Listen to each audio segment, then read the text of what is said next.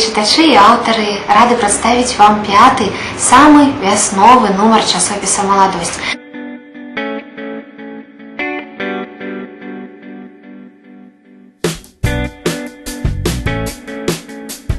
На вокладцы так і напісана праездам праз Віцебскі Полацк.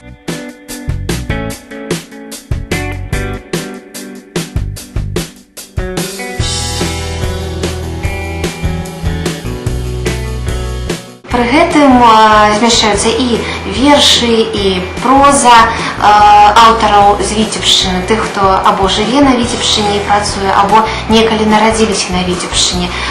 У прыватнасці тут размешчаны ўрывак з аповесці Алены Масла, да таго ж інтэрв'ю з гэтай пісьменніцай і артыкул пра яе творчасць.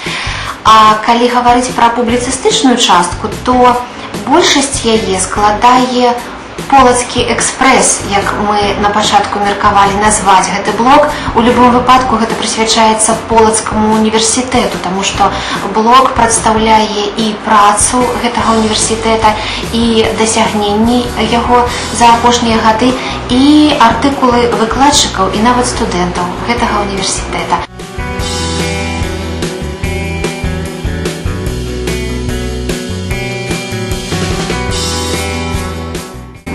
Пыльныя заметкі, пыл гісторыі і артыкул студэнткі, пяцікурсніцы Дар'і Палынскай, урывак з яе дзённіка. Трэба сказаць, што гэта не першая публікацыя Дар'і Палынскай у часопісе «Маладосць». Некалі мы друкавалі урыўкі з дзённіка першакурсніцы Дар'і Палынскай, а цяпер ужо студэнткі 5-го курса.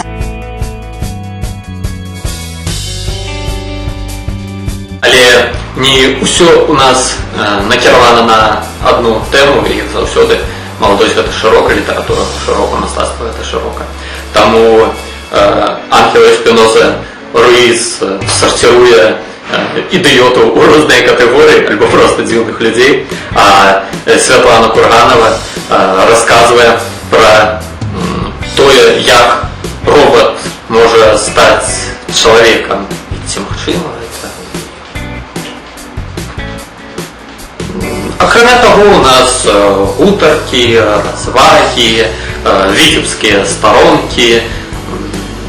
Віцебскія старонкі — это вершы і проза, па сутнасці.